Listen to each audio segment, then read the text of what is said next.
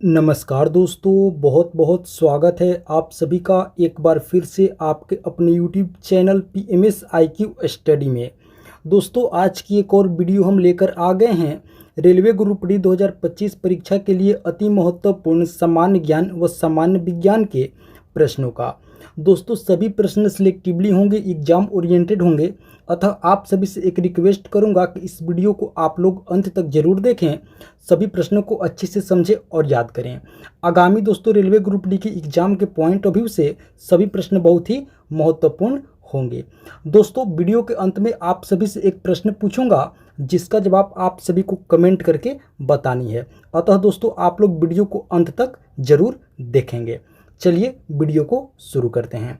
पहला प्रश्न है, इनमें से कौन सा रोग मच्छरों द्वारा वाहित नहीं होता है? इसका सही उत्तर होगा ऑप्शन डी, टाइफाइड। जी हाँ दोस्तों, जो टाइफाइड बीमारी है, रोग है, ये मच्छर के द्वारा वाहित नहीं होता, यानी कि मच्छर के द्वारा होने वाला यह रोग नहीं है। आप सभी को दोस्तों बता दें कि जो टाइफाइड रोग है ये जीवाणु जनित रोग है, यानी कि बैक्टीरिया से होने वाला रोग है। तो ऑप्शन डी हमारा सही उत्तर होगा टाइफाइड। आप लोग याद रखेंगे, टाइफाइड एक जीवाणु जनित रोग है जो बैक्टीरिया से होता है, ये मच्छर द्वारा वाहित नहीं होता है। चलिए अगला प्रश्न देखते हैं। अगला प्रश्न है, FATF का सही विस्तारित रूप है। बतानी है दोस्तों कि FATF का फुल फॉर्म क्या होता है, यानी कि पूर्ण रूप क्या होता है। तो आप लोग याद रखेंगे option D, financial action task force. जी हाँ दोस्तों, FATF का पूरा नाम क्या होगा? Financial action task force. Option D हमारा राइट आंसर होगा, सही उत्तर होगा। चलिए अगला प्रश्न देखते हैं।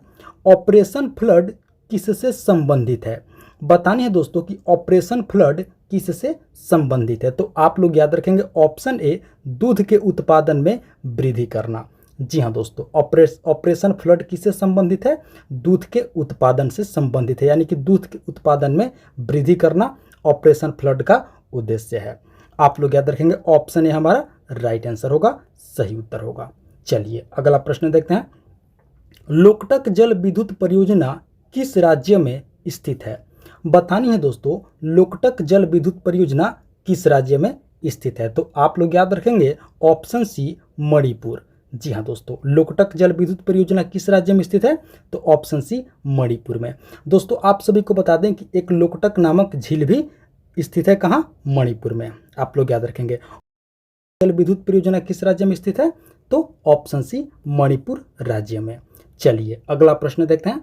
अगला प्रश्न है, ईरानी कप का संबंध किस खेल से है? दोस्तों बतानी है कि ईरानी कप का संबंध किस खेल से है। तो आप लोग याद रखेंगे ऑप्शन बी, क्रिकेट से। जी हाँ दोस्तों, ईरानी कप किससे संबंधित है, किस खेल से संबंधित है? तो ऑप्शन बी, क्रिकेट खेल से। चलिए अगला प्रश्न देखते हैं। अगला प्रश्न है, साइटोलॉजी में किसका अध्ययन किया जाता है? दोस्तों बतानी है साइटोलॉजी में किसका अध्ययन किया जाता है। तो आप लोग याद रखेंगे ऑप्शन सी, कोशिकाओं का अध्ययन किया जाता है। जी हाँ दोस्तों, साइटोलॉजी में किसका अध्ययन किया जाता है? कोशिकाओं का अध्ययन किया जाता है, यानी कि सेल्स का अध्ययन किया जाता है। ऑप्शन सी हमारा राइट आंसर होगा, सही उत्तर होगा। साइटोलॉजी में किसका अध्ययन किया जाता है? तो सेल्स का, यानी कि कोशिकाओं का। चलिए अगला प्रश्न देखते हैं। वर्धमान ट्रॉफी किससे संबंधित है? दोस्तों बताने हैं कि वर्धमान ट्रॉफी किससे संबंधित है। तो आप लोग याद रखेंगे ऑप्शन सी, भारोत्तोलन से। जी हाँ दोस्तों, वर्धमान ट्रॉफी किस खेल से संबंधित है, किससे संबंधित है? तो ऑप्शन सी, भारोत्तोलन से, यानी कि वेट लिफ्टिंग से। ऑप्शन सी हमारा सही उत्तर होगा। चलिए अगला प्रश्न देखते हैं। निम्नलिखित में से कौन सा एक कोशिकीय जीव नहीं है? बतानी है दोस्तों कि इनमें से कौन सा एक कोशिकीय जीव नहीं है। तो आप लोग याद रखेंगे ऑप्शन ए, केंचुआ। जी हाँ दोस्तों, केंचुआ जो है एक कोशिकीय जीव नहीं है। ऑप्शन ए हमारा राइट आंसर होगा, सही उत्तर होगा। केंचुआ एक कोशिकीय जीव नहीं है। चलिए अगला प्रश्न देखते हैं। अगला प्रश्न है, बॉल पेन किस सिद्धांत पर कार्य करता है? दोस्तों बतानी है कि जो हम लोग बॉल पेन से लिखते हैं वो बॉल पेन किस सिद्धांत पर कार्य करता है। तो आप लोग याद रखेंगे इसका सही उत्तर होगा ऑप्शन बी, पृष्ठीय तनाव। जी हाँ दोस्तों, बॉल पेन किस सिद्धांत पर कार्य करता है? तो ऑप्शन बी, पृष्ठीय तनाव के सिद्धांत पर कार्य करता है। आप लोग याद रखेंगे ऑप्शन बी हमारा राइट आंसर होगा, सही उत्तर होगा। चलिए अगला प्रश्न देखते हैं। रक्तचाप किसका अधिक स्राव होने से बढ़ सकता है? बतानी है दोस्तों कि रक्तचाप यानी कि बीपी ब्लड प्रेशर किसका अधिक स्राव होने से क्या होता है, बढ़ सकता है? तो आप लोग याद रखेंगे ऑप्शन ए थायरोक्साइन। जी हाँ दोस्तों, थायरोक्साइन के अधिक स्राव होने से क्या हो सकता है, रक्तचाप बढ़ सकता है, यानी कि ब्लड प्रेशर बढ़ सकता है। ऑप्शन ए हमारा सही उत्तर होगा थायरोक्साइन। थायरोक्साइन का अधिक स्राव होने से क्या हो सकता है, रक्तचाप बढ़ सकता है, ब्लड प्रेशर बढ़ सकता है। चलिए अगला प्रश्न देखते हैं। न्यूटन के गति के प्रथम नियम से किस राशि की परिभाषा मिलती है? बतानी है दोस्तों कि न्यूटन के गति के प्रथम नियम से किस राशि की परिभाषा मिलती है? तो आप लोग याद रखेंगे ऑप्शन बी बल राशि की परिभाषा मिलती है। जी हाँ दोस्तों, ऑप्शन बी हमारा राइट आंसर होगा। बल राशि की परिभाषा मिलती है किससे, न्यूटन के गति के प्रथम नियम से। आप लोग याद रखेंगे ऑप्शन बी हमारा राइट आंसर होगा, सही उत्तर होगा दोस्तों। चलिए अगला प्रश्न देखते हैं।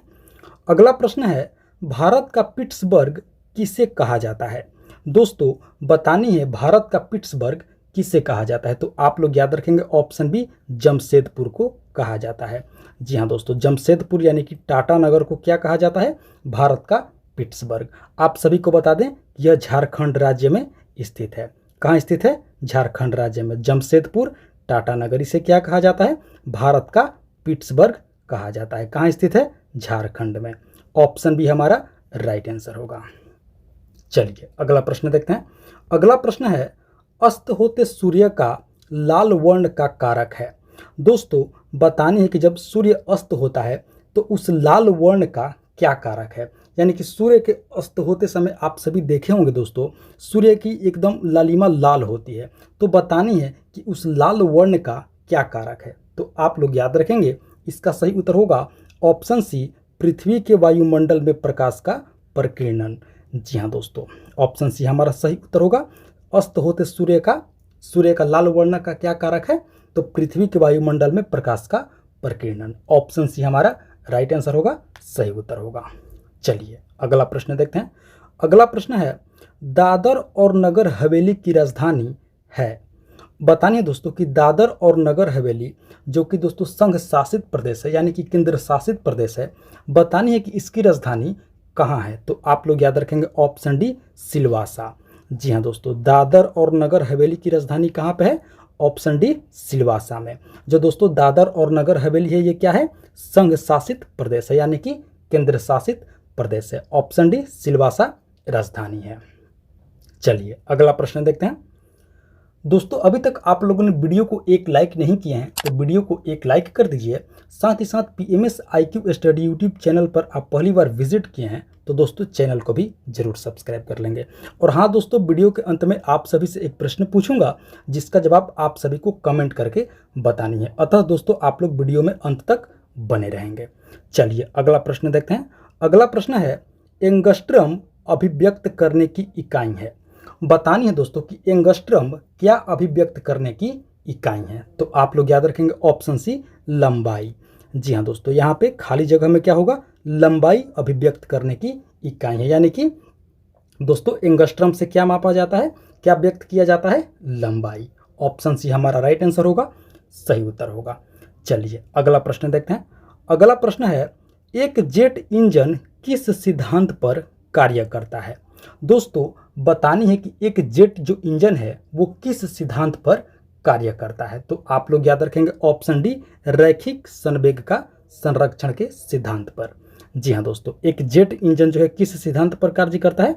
तो रैखिक संवेग के संरक्षण के सिद्धांत पर। ऑप्शन डी हमारा राइट आंसर होगा, सही उत्तर होगा। चलिए अगला प्रश्न देखते हैं। अगला प्रश्न है दोस्तों, न्यूटन के गति का कौन सा नियम जड़त्व के नियम को व्याख्या करता है? बतानी है दोस्तों कि न्यूटन के गति का कौन सा नियम जड़त्व के नियम को व्याख्या करता है? तो आप लोग याद रखेंगे ऑप्शन ए पहला नियम। जी हाँ दोस्तों, न्यूटन के गति का पहला नियम क्या करता है, जड़त्व के नियम की व्याख्या करता है। तो ऑप्शन ए हमारा सही उत्तर होगा, न्यूटन के गति का प्रथम नियम। ऑप्शन ए हमारा राइट आंसर होगा, सही उत्तर होगा। न्यूटन के गति का जो प्रथम नियम है वो क्या करता है, जड़त्व के नियम की व्याख्या करता है। तो ऑप्शन ए हमारा राइट आंसर होगा। चलिए दोस्तों अगला प्रश्न देखते हैं। अगला प्रश्न है, निम्न में से कौन सा अम्ल दूध से दही बनने के दौरान बनता है? बतानी है दोस्तों इनमें से कौन सा अम्ल दूध से दही बनने के दौरान क्या होता है, बनता है। तो आप लोग याद रखेंगे ऑप्शन डी लैक्टिक अम्ल। जी हाँ दोस्तों, लैक्टिक अम्ल जो है ये दूध से दही बनने के दौरान बनता है। आप लोग याद रखेंगे दूध से दही बनने के दौरान कौन सा अम्ल बनता है, ऑप्शन डी लैक्टिक अम्ल। आप सभी को दोस्तों बता दें कि इसी अम्ल के कारण जो दही होता है वो क्या होता है, खट्टा होता है। यानी कि इसी अम्ल के कारण क्या होता है दोस्तों, दूध से दही बनता है और खट्टापन आता है। तो ऑप्शन डी हमारा राइट आंसर होगा, लैक्टिक अम्ल। आप लोग याद रखेंगे ऑप्शन डी लैक्टिक अम्ल। चलिए अगला प्रश्न देखते हैं। अगला प्रश्न है, स्टील मुख्यतः एक मिश्रण है लोहा और, देखिए दोस्तों बतानी है कि स्टील जो है ये एक मिश्रण है, बतानी है किसका, तो एक तो लोहा का और दूसरा, तो आप लोग याद रखेंगे इसका सही उत्तर होगा ऑप्शन डी कार्बन का। जी हाँ दोस्तों, स्टील जो मुख्यतः मिश्रण है किसका किसका है, एक लोहा का और दूसरा कार्बन का। तो ऑप्शन डी हमारा सही उत्तर होगा लोहा और कार्बन। चलिए अगला प्रश्न देखते हैं। अगला प्रश्न है, प्रकाश वर्ष इकाई है। बतानी है दोस्तों कि प्रकाश वर्ष यानी कि लाइट ईयर किसकी इकाई है। तो आप लोग याद रखेंगे ऑप्शन बी दूरी की। जी हाँ दोस्तों, प्रकाश वर्ष किसकी इकाई है, तो ऑप्शन बी दूरी की। आप सभी को दोस्तों बता दें कि बहुत अधिक दूरी को मापने के लिए किस इकाई का प्रयोग किया जाता है, तो प्रकाश वर्ष का। आप लोग याद रखेंगे लाइट ईयर का दोस्तों प्रयोग किया जाता है बहुत अधिक दूरी मापने के लिए। तो प्रकाश वर्ष किसकी इकाई होगी, ऑप्शन बी दूरी की। आप लोग याद रखेंगे ऑप्शन बी हमारा राइट आंसर होगा, सही उत्तर होगा। चलिए अगला प्रश्न देखते हैं। अगला प्रश्न है, समय के साथ विस्थापन में परिवर्तन के दर को क्या कहा जाता है। दोस्तों बतानी है कि समय के साथ विस्थापन में परिवर्तन के दर को क्या कहा जाता है। तो आप लोग याद रखेंगे ऑप्शन सी वेग कहा जाता है। जी हाँ दोस्तों, ऑप्शन सी हमारा राइट आंसर होगा। क्या कहा जाता है, समय के साथ विस्थापन में परिवर्तन के दर को क्या कहा जाता है, वेग कहा जाता है। आप लोग याद रखेंगे। आप सभी को दोस्तों बता दें कि वेग एक सदिश राशि है, ये भी आप लोग याद रखेंगे। वेग कौन सी राशि है, तो सदिश राशि है। ऑप्शन सी वेग हमारा सही उत्तर होगा। चलिए अगला प्रश्न देखते हैं। अगला प्रश्न है, मनुष्य के कान में कितनी हड्डियां पाई जाती है। दोस्तों बतानी है कि मनुष्य के कान में कितनी हड्डियां पाई जाती है। तो आप लोग याद रखेंगे ऑप्शन सी कुल 6 हड्डियां पाई जाती है। जी हाँ दोस्तों, ऑप्शन सी हमारा सही उत्तर होगा। मनुष्य के कान में कितनी हड्डियां पाई जाती है, तो ऑप्शन सी 6 हड्डी पाई जाती है। ऑप्शन सी हमारा राइट आंसर होगा 6। आप सभी को दोस्तों बता दें कि मनुष्य की सबसे छोटी हड्डी कान में ही पाई जाती है, जिसे स्टेपिज कहा जाता है। ये भी आप लोग याद रखेंगे। मनुष्य के शरीर में सबसे छोटी हड्डी कान में पाई जाती है, जिसका नाम है स्टेपिज। और कुल कितनी हड्डियां पाई जाती हैं, तो ऑप्शन सी 6 हड्डी पाई जाती है। 6 हड्डियां पाई जाती हैं मनुष्य के कान में। आप लोग याद रखेंगे। अब दोस्तों बारी है उस प्रश्न की जिसका जवाब आप सभी को कमेंट करके बतानी है। तो दोस्तों आप लोग कमेंट करके बताइए कि रक्त में कौन सी धातु पाई जाती है। इसका जवाब आप लोग हमें कमेंट करके जरूर बताएंगे। रक्त में कौन सी धातु पाई जाती है। ऑप्शन आप लोगों के सामने है, जो ऑप्शन सही होगा उसका जवाब आप लोग कमेंट में जरूर बताएंगे।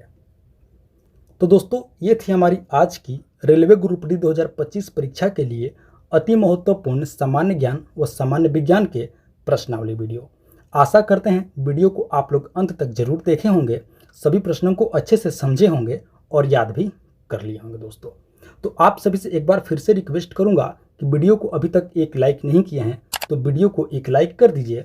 साथ ही साथ PMS IQ study YouTube channel पर अभी तक आप लोग नहीं जुड़े हैं तो दोस्तों चैनल को सब्सक्राइब करके आप लोग अवश्य जुड़ जाएं, इसी तरह का अति महत्वपूर्ण वीडियो प्रतिदिन देखने के लिए। तो दोस्तों मिलते हैं एक और मोस्ट इम्पॉर्टेंट वीडियो लेकर के, तब तक के लिए आप सभी का बहुत बहुत धन्यवाद। जय हिंद दोस्तों।